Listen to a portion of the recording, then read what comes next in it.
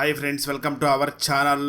ఈరోజు నేను 2026లో తమిళ్ లాంగ్వేజ్లో రిలీజ్ అయినటువంటి ఒక suspense crime mystery thriller movie స్టోరీని ఎక్స్ప్లెయిన్ చేయబోతున్నాను. అదే మూండ్రామ్ ఖాన్, అంటే తెలుగులో మూడవ కన్ను, అదే త్రినేత్రం అనే మీనింగ్ వస్తుంది. ఇక టైం వేస్ట్ చేయకుండా స్టోరీలోకి వెళ్ళిపోదాం. Now let's start our video.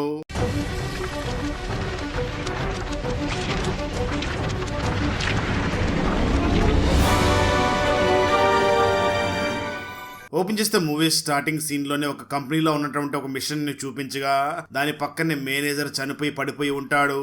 అది గమనించినటువంటి వర్కర్స్ అందరూ కూడా అక్కడికి వెళ్ళి గత 2-3 రోజుల నుంచి ఆ మిషన్ కరెంట్ షాక్ కొడుతుంది, చనిపోయినటువంటి మేనేజర్ చెయ్యి ఆ మిషన్ మీదే ఉంది, అంటే ఖచ్చితంగా మేనేజర్ కరెంట్ షాక్ కొట్టడం వల్లే చనిపోయి ఉంటాడు అని అనుకుంటూ ఉంటారు.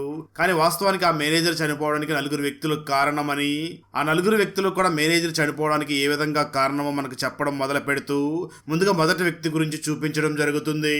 తన పేరు దిలీప్. తను ఈ చనిపోయినటువంటి మేనేజర్ ఏ కంపెనీలో వర్క్ చేస్తున్నాడో తన కింద ఈ దిలీప్ వర్క్ చేస్తూ ఉంటాడు.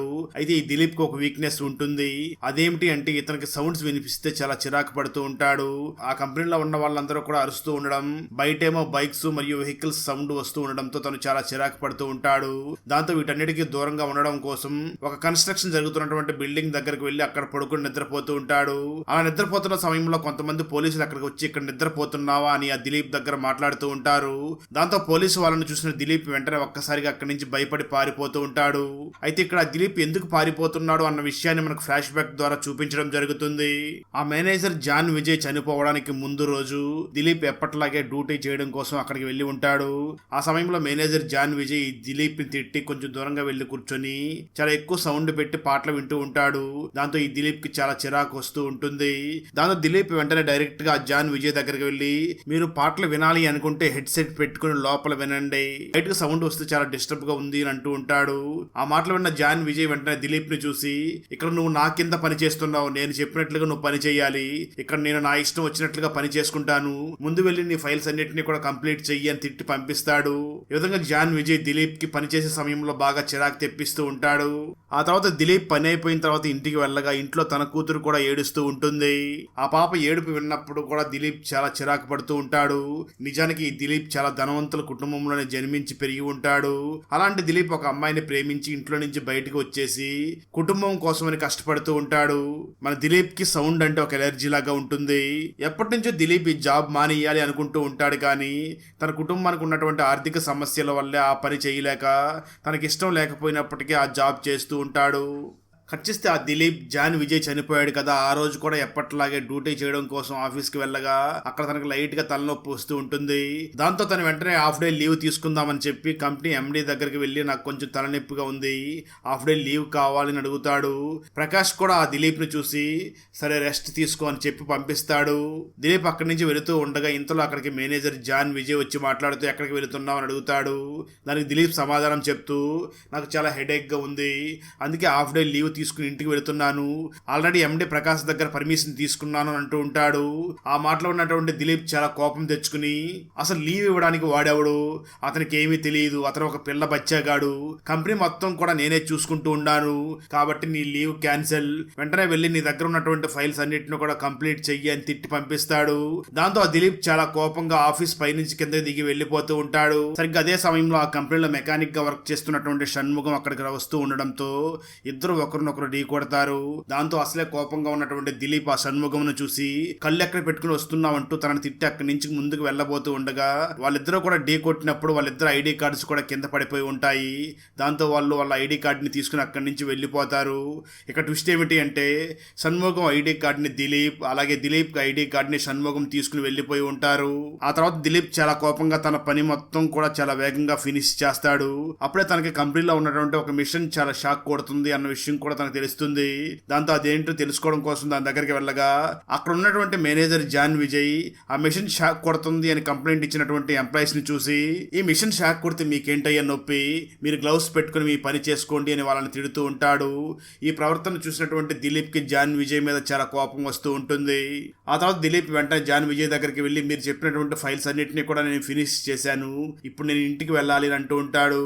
అయితే జాన్ విజయ్ మాత్రం దిలీప్ ని చూసి, ఏంటి చేసేసావా, ఎల్దులే, ఇంటికి వెళ్ళి ఏం చేస్తావు, నీకు ఆల్రెడీ పెళ్లి అయిపోయి కూతురు కూడా ఉంది, ఇప్పుడు ఇంటికి వెళ్లాల్సిన అవసరం ఏముంది అంటూ ఆ దిలీప్ కి చాలా చిరాకు తెప్పించే విధంగా మాట్లాడుతూ ఉండడంతో దిలీప్ చాలా కోపంగా బలంగా జాన్ విజయ్ ని కొడతాడు. దాంతో మేనేజర్ జాన్ విజయ్ వెంటనే కింద పడిపోతాడు. దిలీప్ తనని లేపడానికి చాలా ప్రయత్నం చేస్తాడు, కానీ అయినప్పటికీ ఆ జాన్ విజయ్ పైకి లేవకపోవడంతో ఆ దిలీప్ భయపడిపోయి అక్కడి నుంచి బయటికి పారిపోతాడు. అంటే ఆ మేనేజర్ జాన్ విజయ్ చనిపోవడానికి దిలీపే కారణమా అన్నట్లుగా ఇక్కడ తన గురించి మనకు చూపించడం జరుగుతుంది. కట్ చేస్తే ఆ తర్వాత జాన్ విజయ్ చనిపోవడానికి అనుమానం ఉన్నటువంటి రెండో వ్యక్తి గురించి చూపించడం జరుగుతుంది. తన పేరు హారిక. ఈ హారికకి ఫాదర్ ఉండడు. హారిక తన మదర్ తో పాటు కలిసి జీవిస్తూ ఉంటుంది. ఈ తల్లి కూతురు ఇద్దరు కూడా స్వామిమలై అనే ప్రాంతం నుంచి చెన్నైకి వచ్చి ఉంటారు. హారిక వెంటనే వాళ్ళ అమ్మను చూసి, అమ్మ నేను ఇక్కడ ఒక కంపెనీలో జాబ్ కి ఇంటర్వ్యూ కోసం వెళుతున్నాను అని చెప్పి ఆ కంపెనీలో ఇంటర్వ్యూ కోసం వెళ్తుంది. ఆ కంపెనీ మరేదో కాదు, ఈ జాన్ విజయ్ మేనేజర్ గా వర్క్ చేస్తున్నటువంటి ఆ కంపెనీ దగ్గరికి వస్తుంది. ఆ జాన్ విజయ్ హారిక దగ్గరికి వచ్చి ఇంటర్వ్యూ చేస్తూ మీరు ఏ ప్రాంతం నుంచి వచ్చారని అడుగుతాడు. మనకి హారిక సమాధానం చెప్తూ మేము స్వామిమలై ప్రాంతం నుంచి చెన్నైకి వచ్చాము అని అంటూ ఉంటుంది. ఆ మాటలు విన్నటువంటి జాన్ విజయ్ నేను కూడా అదే ప్రాంతం నుంచి వచ్చాను అంటూ తనతో మాటలు కలుపుతూ చాలా మంచిగా తన దగ్గర మాట్లాడుతూ మీరు ప్రజెంట్ చెన్నైలో ఎక్కడ ఉంటున్నారని అడుగుతాడు. దానికి హారిక తను ఉన్నటువంటి అడ్రస్ కూడా చెప్పేస్తుంది. జాన్ విజయ్ వెంటనే హారికని చూసి మీ జాబ్ కన్ఫర్మ్ అయిపోయింది, మీరు ఇక్కడి నుంచి వెళ్ళొచ్చు అని చెప్పి పంపిస్తాడు. దాంతో ఆ హారికకి జాబ్ కన్ఫర్మ్ అయింది అని తెలియడంతో చాలా ఆనందంగా ఇంటి దగ్గరికి వచ్చి వాళ్ళ అమ్మతో మాట్లాడుతూ అమ్మ నాకు జాబ్ కన్ఫర్మ్ అయ్యింది, నన్ను ఇంటర్వ్యూ చేసిన వ్యక్తి కూడా మన ప్రాంతానికి సంబంధించిన వ్యక్తి అని చెప్తూ ఉంటుంది. సరిగ్గా అదే సమయంలో వాళ్ళు ఉంటున్నటువంటి ఇంటి డోర్ ని ఎవరో కొడుతున్నట్లుగా సౌండ్ వినిపించడంతో హారిక వెళ్లి డోర్ ఓపెన్ చేయగా నిజానికి అక్కడికి తను ఇంటర్వ్యూ చేసినటువంటి ఆ మేనేజర్ జాన్ విజయ్ అక్కడికి వచ్చి ఉంటాడు. అయితే జాన్ విజయ్ని చూసినటువంటి హారిక మదర్ మాత్రం ఒక్కసారిగా షాక్ అవుతూ ఉంటుంది. అంటే ఇంతకుముందు ఈ జాన్ విజయ్ తనకు తెలిసినట్లుగా తనను చూస్తూ ఉంటుంది. అయితే జాన్ విజయ్ మాత్రం హారిక వాళ్ళ అమ్మను చూసి చూడనట్టుగా నేను లోపలికి వెళ్ళి అక్కడ ఉన్నటువంటి హారికను చూసి మాట్లాడుతూ మీరు మన ఊరు వాళ్ళనే చెప్పారు కదా, అందుకే ఈ రూట్ను వెళుతూ ఉండగానే సడన్ గా మీరు చెప్పినటువంటి అడ్రస్ కనిపించి మీతో మాట్లాడడం కోసం వచ్చాను, నీ జాబ్ కన్ఫర్మ్ అయిపోయింది, రేపటి నుంచి నువ్వు పనిలోకి రావచ్చు అని అంటూ ఉంటాడు. ఆ వెంటనే జాన్ విజయ్ ఏంటి కిచెన్ లో మంచి వాసన వస్తుంది, ఏం చేస్తున్నారు అని అడుగుతాడు. కూర్చొని సార్ ఇప్పుడే ఉప్మా తయారు చేస్తున్నా తిందురు అంటూ ఉంటుంది. ఆ మాటలో ఉన్నటువంటి జాన్ విజయ్ వెంటనే హారిక మదర్ ని చూసి భయపడుతూ లేదు లేదు నేను ఇప్పుడు ఇక్కడ తినలేను, మీరు ఒక పని చేయండి, ఆ ఉప్మాని ఒక బాక్స్లో పెట్టి ఇవ్వండి, నేను కంపెనీ దగ్గరికి వెళ్ళినప్పుడు తింటాను అని చెప్పడంతో హారిక ఉప్మాని బాక్స్లో వేసి తన దగ్గరికి తీసుకుని వస్తుంది. ఆ సమయంలో జాన్ విజయ్ హారిక వాళ్ళ మదర్ని చూసి కొంచెం భయపడుతున్నట్లుగా అక్కడి నుంచి వెళ్ళిపోతాడు. అప్పుడు హారిక మదర్ వెంటనే హారిక దగ్గరికి వచ్చి మాట్లాడుతూ అమ్మ నువ్వు ఆ కంపెనీలో నాకు జాబ్ చేయడం అంత మంచిది కాదనిపిస్తుంది అని అంటూ ఉంటుంది. అయితే హారిక మాత్రం వాళ్ళ మదర్ని చూసి అమ్మ నువ్వు ధైర్యంగా ఉండు, ఇప్పుడు మన ఆర్థిక పరిస్థితి ఏమీ బాగోలేదు, ఖచ్చితంగా మనం ఏదో ఒక ప్లేస్ లో జాబ్ చేయాల్సిందే, నాకు ఇక్కడ జాబ్ వచ్చింది కదా, నువ్వేం కంగారు పడుకు, నేను ఇక్కడ జాబ్ చేస్తాను అని అంటూ ఉంటుంది. కట్ చేస్తే ఆ తర్వాత రోజు మార్నింగ్ హారిక మదర్ హారిక దగ్గరికి వచ్చి మాట్లాడుతూ నీ ఫ్రెండ్ ఫోన్ చేసింది, అర్జెంటుగా నిన్ను తన ఇంటి దగ్గరికి పిలిచింది, నువ్వు తన ఇంటి దగ్గరికి వెళ్ళు అని చెప్పడంతో హారిక వెంటనే రెడీ అయ్యి తన ఫ్రెండ్ దగ్గరికి వెళ్ళాలి అని బైక్లో వెళుతూ ఉంటుంది. అలా హారిక బైక్ మీద వెళుతూ ఉన్న సమయంలో వెనక నుంచి ఒక కారు వచ్చి హారిక వెళుతున్నటువంటి బైక్ను గుద్దడంతో హారిక ఒక్కసారిగా కింద పడిపోతుంది. ఆ సమయంలో హారికను గుద్దినటువంటి కారు అక్కడ ఆగకుండా ముందుకు వెళ్ళిపోతూ ఉంటుంది. అప్పుడే హారికకి తనను గుద్దినటువంటి కారు వెనకాల ఒక లోగో, అదే ఒక స్టిక్కర్ అంటించి ఉండడం తను చూస్తుంది. దాన్ని చూసినటువంటి హారిక ఈ స్టిక్కర్ ని ఇంతకుముందు ఎక్కడో చూసినట్లుగా ఉన్నాను అని దాని గురించి ఆలోచిస్తూ స్పృహ కోల్పోతుంది. అలా హారిక స్పృహ కోల్పోతూ ఉన్న సమయంలో తనని గుద్దినటువంటి కారు ఆగి అందులో నుంచి ఎవరో ఒక వ్యక్తి తన దగ్గరికి వస్తూ ఉండగా అది మొత్తం హారిక చూస్తూ ఒక్కసారిగా స్పృహ కోల్పోతుంది. అందులో నుంచి ఒక వ్యక్తి దిగి హారిక దగ్గరికి వస్తాడు. ఎవరు అన్నదైతే మనకి ఇక్కడ చూపించరు. ఆ వ్యక్తి వెంటనే ఆ కింద పడిపోయి ఉన్నటువంటి హారికని కారులో ఎక్కించుకుని అక్కడి నుంచి వెళ్ళిపోతూ ఉంటాడు. ట్విస్ట్ ఏమిటి అంటే ఆ స్టిక్కర్ ఉన్నటువంటి కారు ఎవరిది అన్నది ఇక్కడ మనకు తెలుస్తుంది. ఆ కారు మరి ఎవరిదో కాదు, మేనేజర్ అయినటువంటి జాన్ విజయ్దే ఉంటుంది.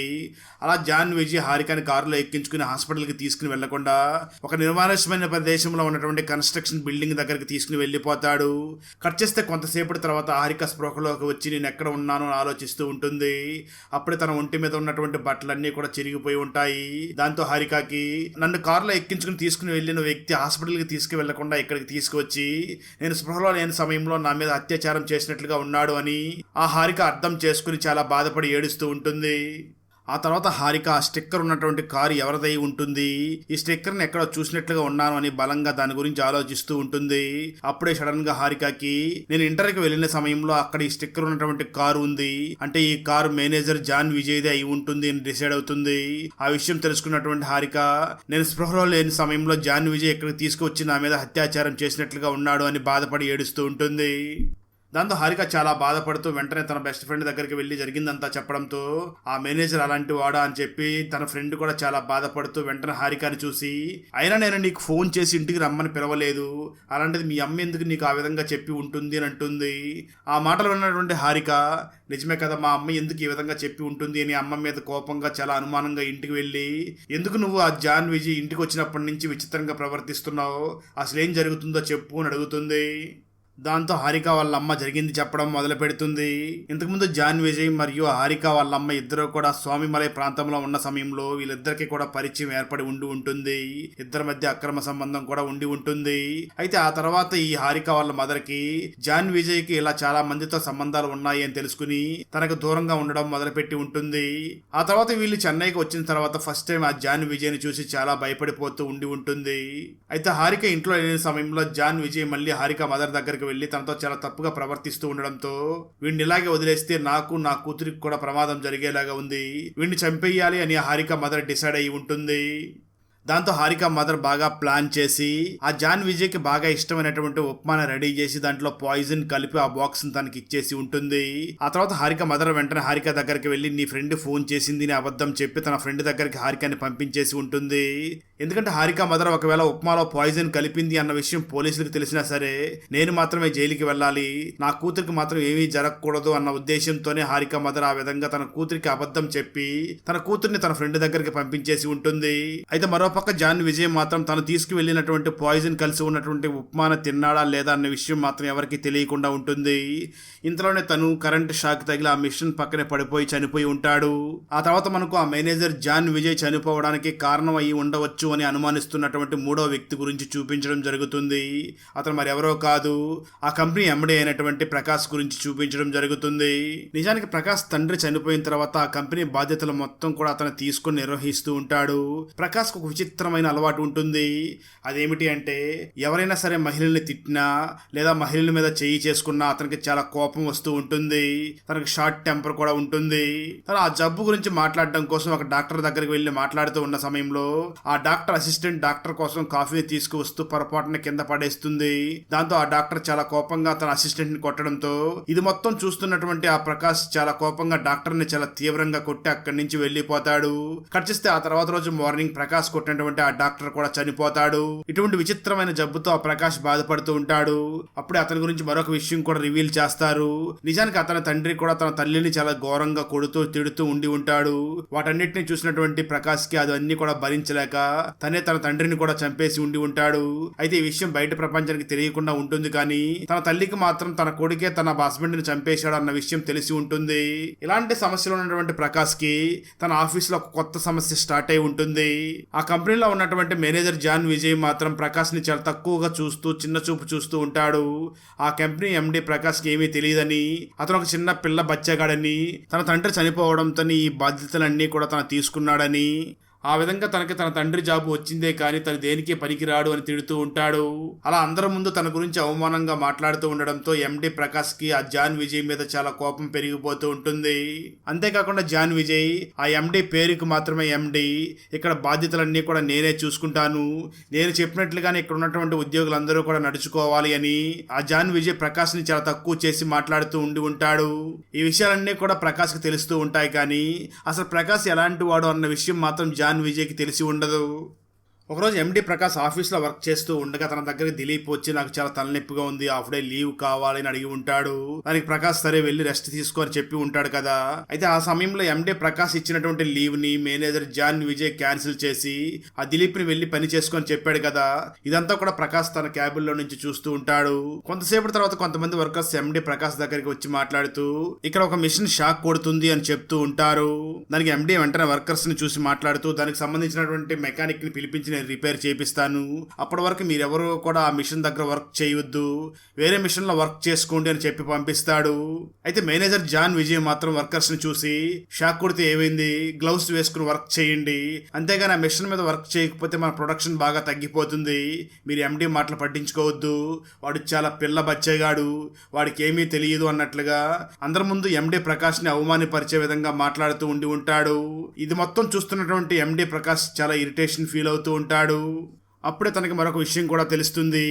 అదేమిటి అంటే ఆ కంపెనీలో పనిచేస్తున్నటువంటి శీల అనే అమ్మాయి కొన్ని రోజుల నుంచి ఆఫీస్కి రాకపోవడంతో ఎందుకు ఆ అమ్మాయి పనికి రావడం లేదు అని ఎండి కొంతమంది వర్కర్స్ని అడుగుతాడు.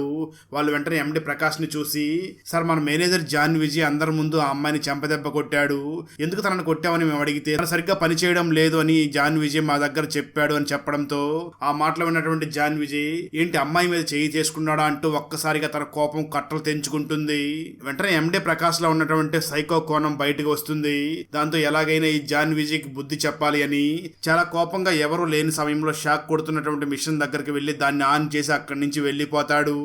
అయితే పొరపాటున అక్కడికి వెళ్ళినటువంటి ఆ మేనేజర్ జాన్ విజయ్ దాన్ని టచ్ చేసి చనిపోయాడా, లేకపోతే ఆ ప్రకాష్ కావాలని ఆ మేనేజర్ ని దాని మీద తోసేసి వెళ్ళిపోయాడా, అది కాకపోతే జాన్ విజయ్ మీద కోపంగా ఉన్నటువంటి దిలీప్ తనను కొట్టినప్పుడు ఆ మిషన్ మీద పడి చనిపోయాడా, అదేది కూడా క్లియర్ గా చెప్పకుండా ఉంటారు. కానీ మేనేజర్ చనిపోయింది ఆ మిషన్ లో నుంచి కరెంట్ షాక్ రావడం వల్లనే మేనేజర్ చనిపోయాడు అని చెప్పి అందరూ కూడా అనుకుంటూ ఉంటారు.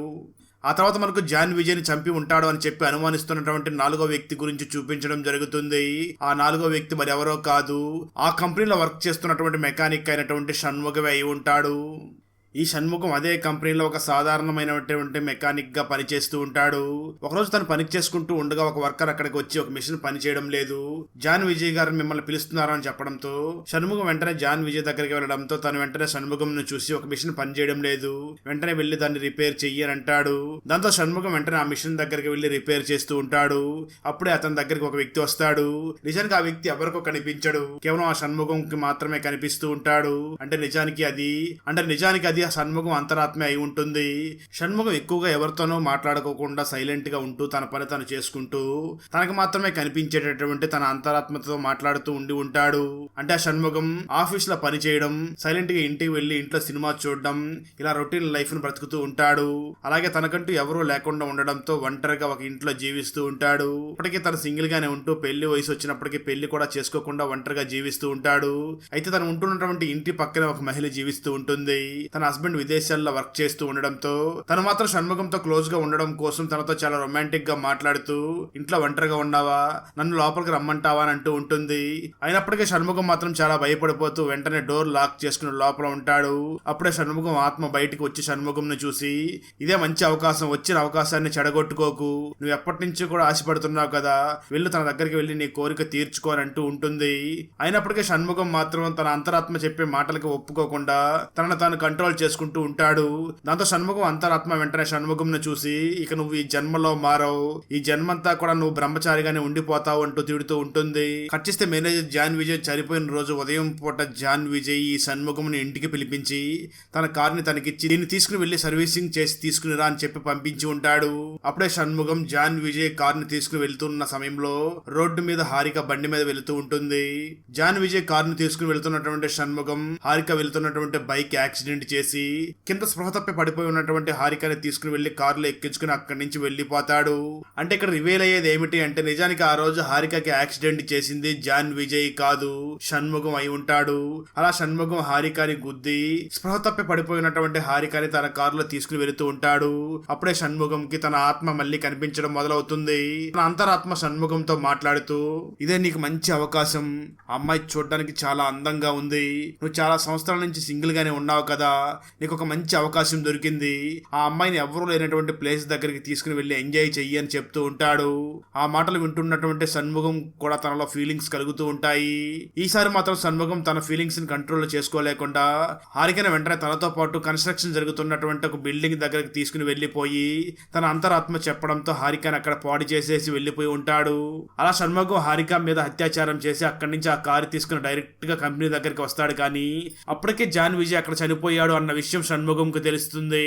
అక్కడ ఉన్న వాళ్ళందరూ కూడా కరెంట్ షాక్ తగలడం వల్లనే తను చనిపోయాడు అనుకుంటూ ఉంటారు. చనిపోయినటువంటి జాన్ విజయ్ని చూసినటువంటి ఆ షణ్ముఖం కూడా కొంచెం భయపడుతూ ఉంటాడు. ఈ షణ్ముఖం రోజు చనిపోయినటువంటి జాన్ విజయ్కి జ్యూస్ తీసుకుని వస్తూ ఉంటాడు. ఇప్పుడు కూడా జాన్ విజయ్ కోసం ఒక జ్యూస్ ని తీసుకుని వచ్చి ఉండి ఉంటాడు. ఇప్పుడు ఆ జాన్ విజయ్ చనిపోయి ఉండడంతో ఇక ఈ జ్యూస్ ఎందుకు అని ఆ జ్యూస్ తీసుకుని వెళ్లి బయట పారబోస్తూ ఉంటాడు. అప్పుడే తన పాకెట్ లో నుంచి ఒక చిన్న బాటిల్ ని తీస్తాడు. దానిలో పాదరసం ఉంటుంది. అంటే నిజానికి ఈ షణ్ముఖం తను రోజు జాన్కి ఇస్తున్నటువంటి జ్యూస్ లో తనకి తెలియకుండానే చాలా తక్కువ అమౌంట్ పాదరసం ని కలిపి ఆ జాన్ విజయ్ కి చేస్తూ ఉండి ఉంటాడు. ఇప్పుడు ఆ జాన్ విజయ్ చనిపోవడంతో ఇక దీంతో ఎటువంటి పని లేదు అని ఆ పాదరసాన్ని తీసి దూరంగా పడేస్తాడు. అసలు ఆ జాన్ విజయ్ మరియు షణ్ముఖంకి ఎందుకు గొడవలు వచ్చి ఉంటాయో అది ఇక్కడ చూపించడం జరుగుతుంది. నిజానికి మేనేజర్ జాన్ విజయ్ కి మరియు షణ్ముఖంకి మంచి ఫ్రెండ్షిప్ ఉండి ఉంటుంది. ఆ జాన్ విజయ్కి ఏ పని కావాలన్నా ఈ షణ్ముఖమే చేసి పెడుతూ ఉంటాడు. అలాంటి చనువుతోనే ఒకరోజు మేనేజర్ దగ్గరికి వెళ్లి మాట్లాడుతూ నేను నీ కుమార్తెని పెళ్లి చేసుకుంటానని అడుగుతాడు. ఆ మాటలు విన్నటువంటి జాన్ విజయ్ చాలా కోపంగా షణ్ముఖంని అందరి ముందు అవమానపరుస్తూ నీ లెవెల్ ఏమిటి, నా లెవెల్ ఏమిటి, నువ్వు ఒక సాధారణమైన మెకానిక్ వి, నీకు నా కూతుర్నిచ్చి పెళ్లి చేయాలని అందరి ముందు అవమానపరిచి అందరి ముందు తనని కొడతాడు.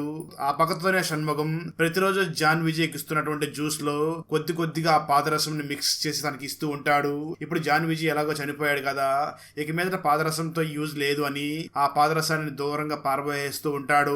ఈ విధంగా జాన్ విజయ్ చనిపోవడానికి ఈ షణ్ముఖం కూడా ఒక కారణం అయి ఉండవచ్చు అన్నట్లే ఇక్కడ చూపిస్తూ ఉంటారు. కట్ చేస్తే ఆ మేనేజర్ చనిపోయినటువంటి మరుసటి రోజు దిలీప్ ఆఫీస్ కి వచ్చి మనం కొట్టడం వల్ల తను చనిపోయాడేమో అని భయపడుతూ ఉంటాడు. ఆ తర్వాత ఇక్కడే ఉంటే ఏదైనా ప్రమాదం జరగవచ్చు అని కన్స్ట్రక్షన్ జరుగుతున్నటువంటి ఆ బిల్డింగ్ దగ్గరికి వెళ్లిపోతాడు. అక్కడ తను ప్రశాంతంగా పడుకుని ఉన్న సమయంలో అక్కడికి పోలీసులు వస్తూ ఉండడంతో వాళ్ళ నుంచి తప్పించుకుని పారిపోవడం కోసం అక్కడి నుంచి దిగి వెళ్లిపోతూ ఉంటాడు. అక్కడే ఆ దిలీప్ కి ఒక ఐడి కార్డ్ దొరుకుతుంది. ఆ ఐడి కార్డ్ ఎవరిది అని చెక్ చేయగా నిజానికి ఆ ఐడి కార్డ్ దిలీప్ దై ఉంటుంది. దాంతో దిలీప్ ఇక్కడ నా ఐడి కార్డు ఉంది అంటే నా మెడలో ఉన్న ఐడి కార్డ్ ఎవరిది అని చెక్ చేయగా అది షణ్ముఖం దై ఉంటుంది. దాంతో దిలీప్ షణ్ముఖం ఐడి కార్డ్ నా దగ్గరికి ఎలా వచ్చింది అని ఆలోచిస్తాడు. అప్పుడే ఆ దిలీప్ కి ఆ రోజు మేమిద్దరం కూడా ఒకరినొకరు ఢీ కొట్టుకున్నప్పుడు ఈ ఐడి కార్డ్స్ మారిపోయినట్లుగా ఉన్నాయి అని అర్థం చేసుకుంటాడు. ఆ తర్వాత దిలీప్ ఎవరో లేనటువంటి ఇక్కడికి షణ్ముఖం ఎందుకు వచ్చి ఉంటాడో ఆలోచిస్తూ ఆఫీస్ కి వెళ్లిపోయి తనకు దొరికినటువంటి షణ్ముఖం ఐడి కార్డ్ ని వాచ్మెన్ కి ఇచ్చి షణ్ముఖం ఐడి కార్డ్ నా దొరికింది, ఇది అతనికి ఇచ్చేయండి అని చెప్తాడు. ఆ తర్వాత వాచ్మెన్ షణ్ముఖం తన దగ్గరికి వచ్చినప్పుడు మీ ఐడి కార్డ్ ఎక్కడ పడిపోయిందంట, దిలీప్ సార్ తీసుకొచ్చి ఇచ్చాడు తీసుకోండి అని చెప్పి తన ఐడి కార్డ్ ని తనకి ఇచ్చేస్తారు. దాంతో షణ్ముఖం వెంటనే ఐడి కార్డ్ ని తీసుకుని అక్కడి నుంచి వెళుతూ ఉండగా దిలీప్ దూరం నుంచి అనుమానంగా షణ్ముఖం ను చూస్తూ ఉంటాడు. మరోపక్క ఎండి ప్రకాష్ టోటల్ గా ఆ కంపెనీని రికవరీ చేసుకుని తన హ్యాండ్ ఓవర్ లోకి తీసుకుని తనకి ఇప్పుడు మేనేజర్ లేడు కాబట్టి ఆ పొజిషన్ ని దిలీప్ కి ఇచ్చేస్తాడు.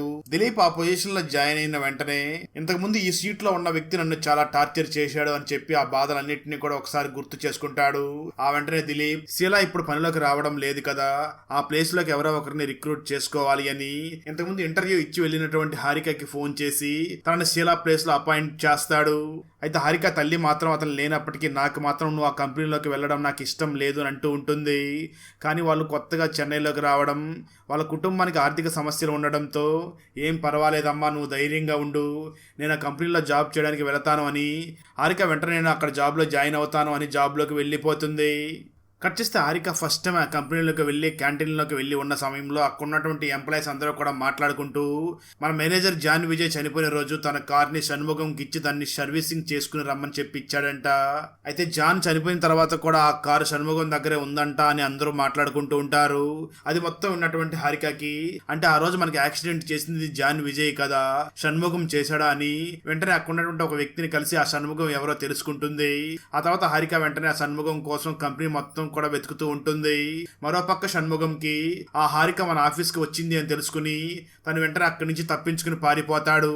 అయితే హారిక మాత్రం ఆ షణ్ముఖం ఎవరో తెలుసుకోవాలి అని కంపెనీలో మొత్తం కూడా వెతుకుతూనే ఉంటుంది. అప్పుడే ఫ్యాక్టరీలో ఉన్నటువంటి ఎంప్లాయీస్ అందరూ కూడా చాలా గోల చేస్తూ ఒక ప్లేస్ దగ్గరికి వెళుతూ ఉంటారు. అది గమనించినటువంటి హారిక కూడా ఆ ప్లేస్ దగ్గరికి వెళ్లి తను ఒక్కసారిగా షాక్ అవుతుంది.